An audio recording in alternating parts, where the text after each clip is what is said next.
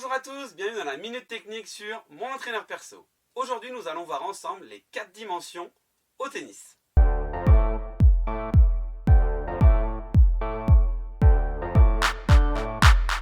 Au tennis et dans pratiquement tous les sports, il y a 4 dimensions. La dimension tactique, la dimension technique, la dimension physique et la dimension mentale.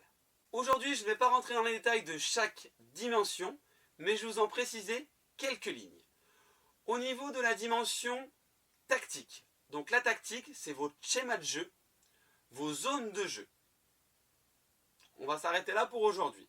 Au niveau technique, c'est les moyens que vous allez mettre en place pour réussir votre choix tactique.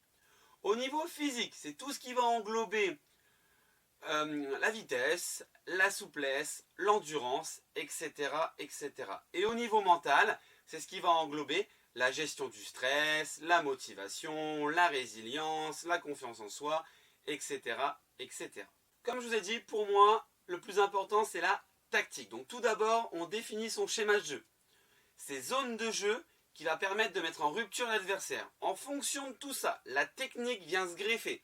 C'est-à-dire qu'on va mettre des choses en place techniquement pour arriver à jouer à droite, à gauche, court croisé, long croisé, long au centre, amorti.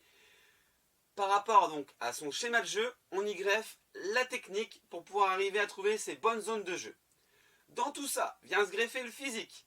Puisque le physique, il va falloir ne pas craquer, être prêt physiquement pour pouvoir être endurant, mettre de la vitesse pour être en capacité de défendre, d'arriver plus tôt sur la balle s'il faut prendre la balle plus tôt, au niveau tactique et technique.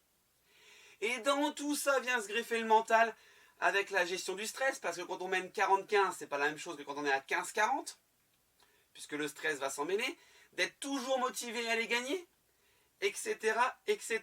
Donc d'abord, la tactique, les zones, se greffe la technique pour pouvoir arriver à trouver les bonnes zones. Ensuite, la dimension physique pour ne pas craquer et être toujours frais et lucide pour pouvoir jouer dans ces zones de jeu. Et enfin, le mental qui vient englober tout ça pour ne pas craquer, gérer ses points importants, etc., etc. Et dans une future vidéo, je vous détaillerai chaque dimension précisément. J'espère que cette vidéo vous a plu. N'hésitez pas à la partager et liker.